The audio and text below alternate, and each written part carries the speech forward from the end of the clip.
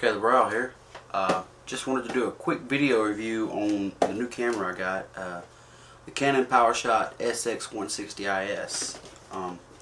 Camera's actually not in this box. I'm using the camera right now to record, and after the first video I put up, it had a problem focusing, but I had it on motion tracking, or El Servo, I guess that's what it's called. But just my thoughts about this camera.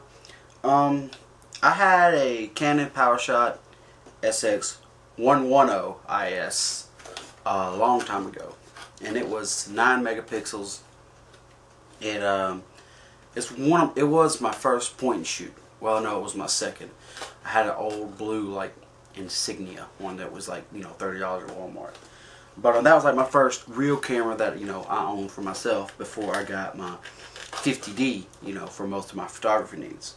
But a few things I like about this camera. It has a Digic 4 processor in it. It takes pretty good pictures in like room lighting. At low light, you're gonna have to use a flash, which I don't really like using flash for pictures. But outdoors, it takes pretty good natural looking pictures with little grain. Not a lot of motion blur, especially if it's, decent outside, does a pretty good job taking video too. I've used it for some outdoor video, just, fiddling around with it. I just got it for Christmas. But its primary use is just going to be for stuff like this. Just me talking and putting up short videos on YouTube, or any unboxings, or, rod and reel videos or anything like that. Anything like this, I'm going to use that because it's got a nice 16:9 presentation. It's got a nice wide 28 millimeters. That's as wide as it'll go, which is pretty good. What I do like about it is that you can use the optical zoom while you're recording. A lot of little point and shoots will not let you use it, only let you use the digital zoom, because the motor for the zoom is so loud that it actually messes up your video. And some cameras won't even let you use it at all. But I like this one, and it's not really that noticeable at all. It's real smooth. It has image stabilization, and overall just a good solid point and shoot. Another plus for me is that it uses AA batteries. I got some nice Energizer lithium batteries. They're kind of expensive, but I kind of splurge a little bit. And I also have some rechargeable ones, but I usually use those for my flash, for my 50D. But what I like about using AA batteries instead of a rechargeable battery is, if you have a rechargeable battery, your battery dies while you're out fishing, or out at an amusement park like Disneyland or something like that, you're SOL. But usually you can get AA batteries everywhere, and if you're going to be gone a while, you can stock them up. You can put them in your camera bag. You can even put them in your pocket. You can get them from a gas station. You can get them from Walmart. As far as batteries go, I usually prefer Energizer or Duracell. I know some people like Rayovac, and then there's the cheapy like Dollar Tree ones like Sunbeam and stuff. Those don't do well like cameras. They're okay for like remotes and stuff, and like a Wii controller.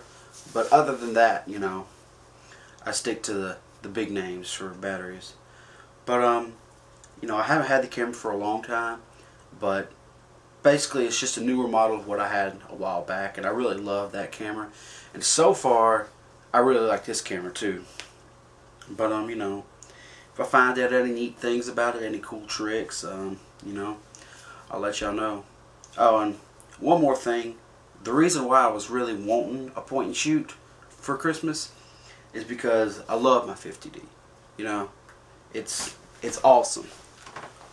But there's one drawback to amazing pictures.